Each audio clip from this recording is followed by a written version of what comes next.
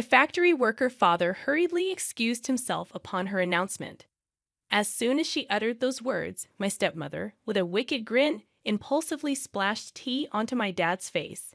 Beside her, she burst into laughter. Surprisingly, my stepfather made no effort to reprimand her. The stain on the suit my dad had meticulously cleaned for this occasion rapidly expanded. Fortunately, the tea was lukewarm, nearly cold, alleviating concerns about burns. Amidst my astonishment, I handed a napkin to my dad while Tom, in a panic, tried to dry his father-in-law's suit. Even in the midst of worrying about potential injuries, Tom couldn't help but laugh at the absurd behavior of his parents.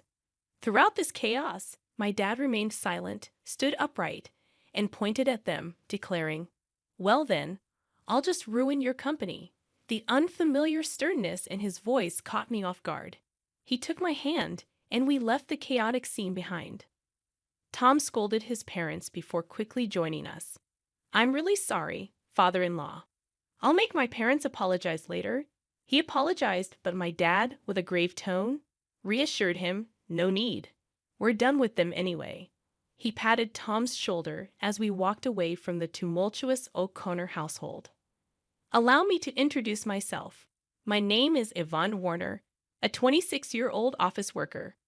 Raised by my single father after losing my mother at a young age, I admired his dedication to both work and family. My father, in charge of a factory, managed to attend all my school events, even if he had to rush back to work afterward. In college, I met Tom, 2 years my senior, who was gentle, sincere, and polite. Despite his popularity, he accepted my confession, but there were concerns about his relationship with his parents, which he didn't elaborate on. We continued to date, and although Tom lived alone, he occasionally visited his parents, always looking exhausted afterward. Tom prioritized me in our relationship, and I was proud of him. I wanted to introduce him to my dad, and when the day finally came, it was a mix of fear and excitement. Surprisingly, my dad and Tom got along well, and I felt relieved to see the two important men in my life getting along. Yet Tom's odd excitement after the meeting left me puzzled, and he evaded any further questions about it. As Tom and I had seemingly hit it off with my dad, I couldn't shake off a growing worry that perhaps Tom's feelings were not as positive as he claimed. This anxiety lingered, leading Tom to request an important conversation a few days later. Nervously anticipating the discussion about our recent encounter with my dad, I met Tom at the agreed-upon cafe. Upon reaching the cafe, I noticed Tom already seated, his face wearing a gloomy expression visible through the glass.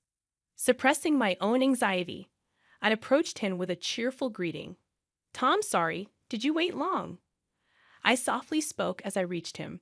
Startled by my touch on his shoulder, Tom exclaimed, "Well, Yvonne, you scared me."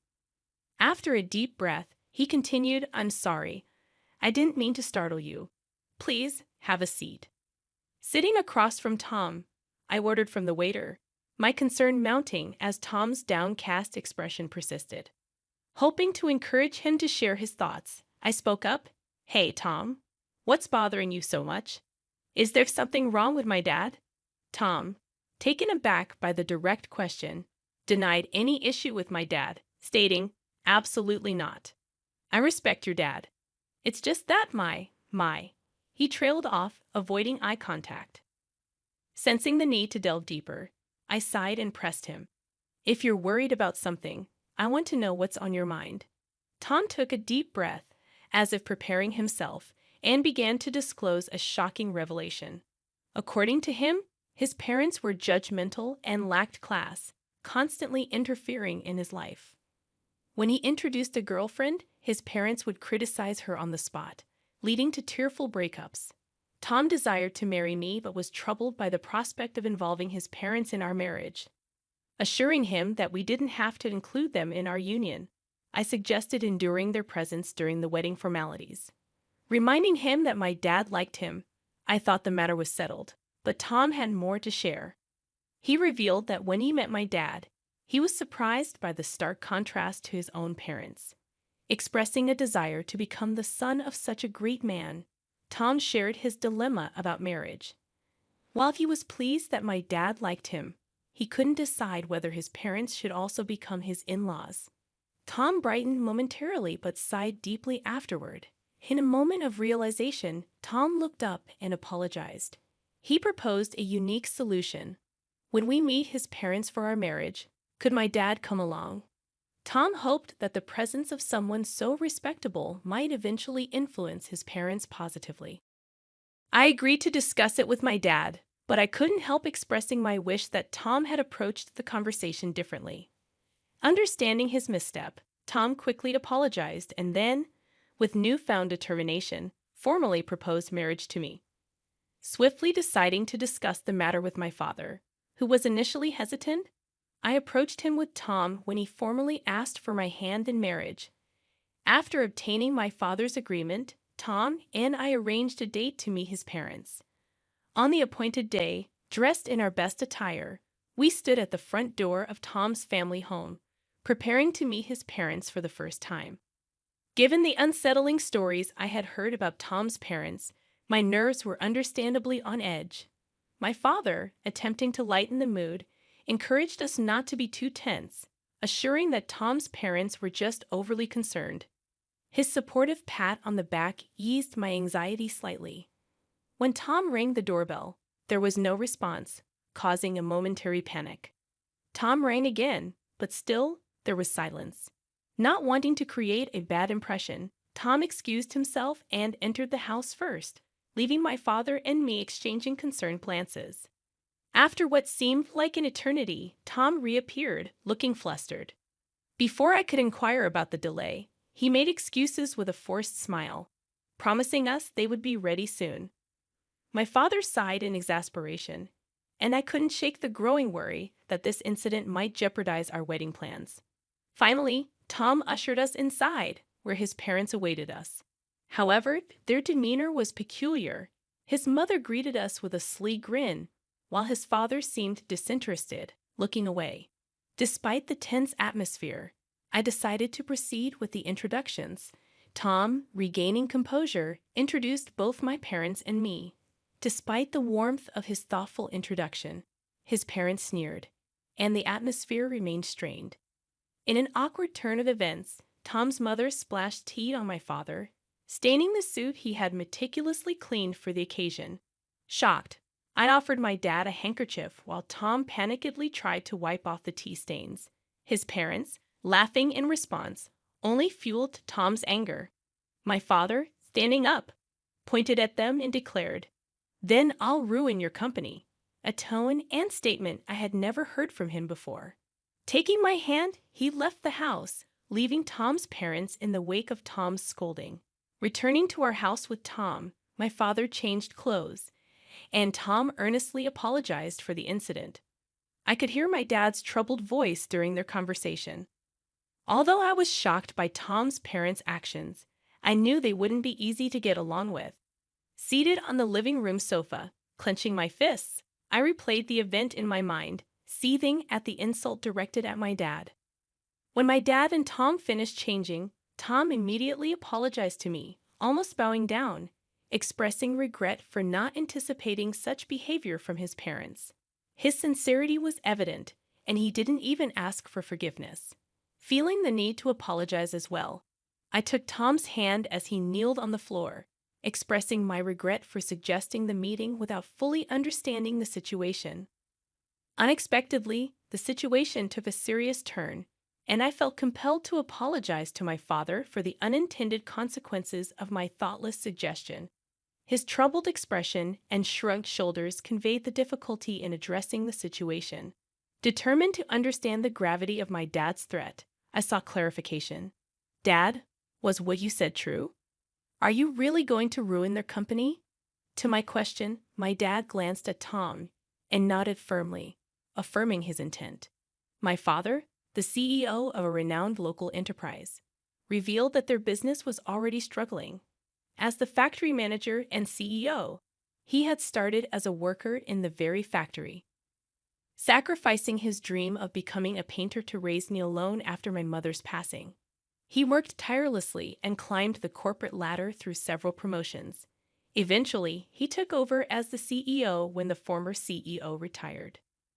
During our recent visit to Tom's family home, we discovered that one of the subsidiaries managed by Tom's father, my father-in-law, belonged to my dad's company.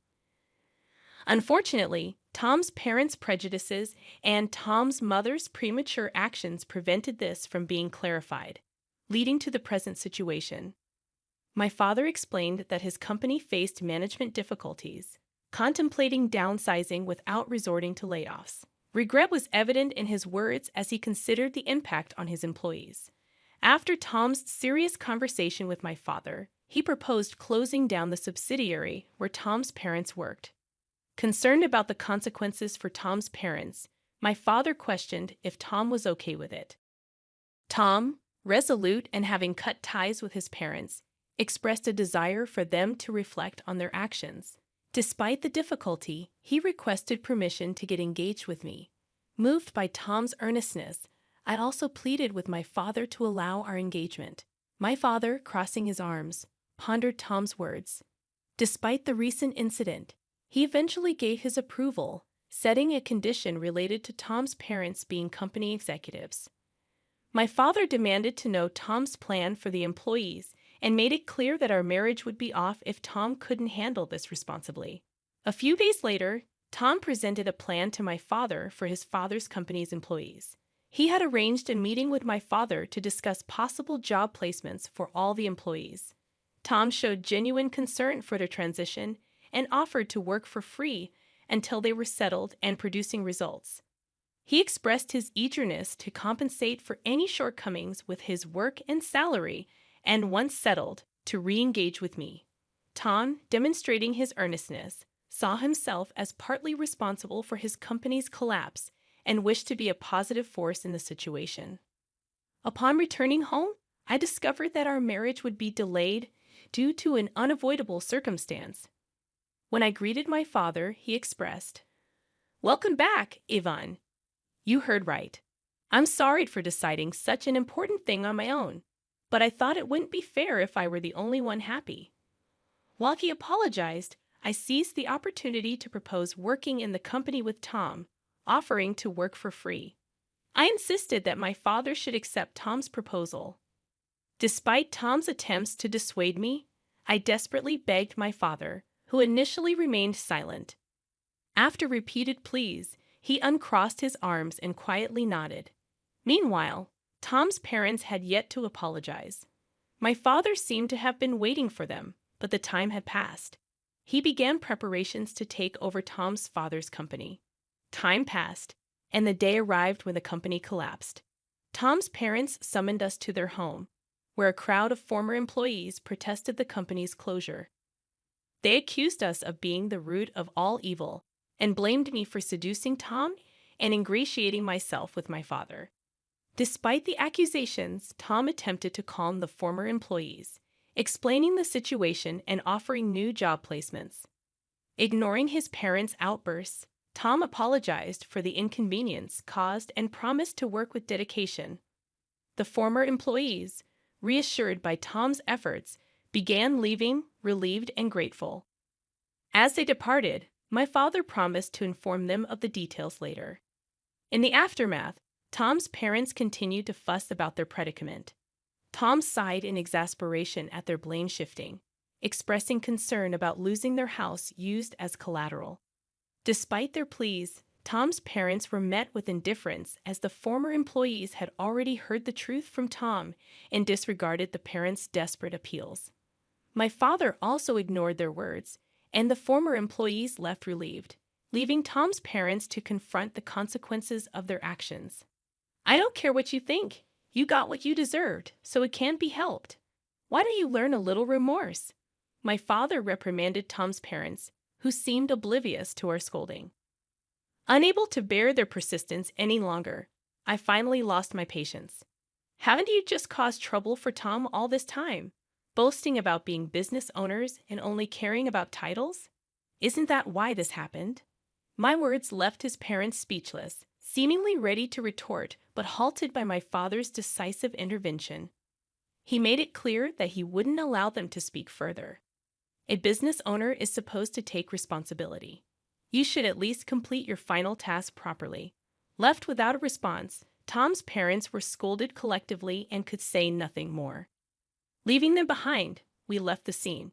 And eventually, Tom's parents lost everything: the company, the house, and the land. They never provided any guarantees to the former employees and evaded responsibility. After losing everything, they reached out to Tom for help. But having cut ties with them, Tom coldly turned them away.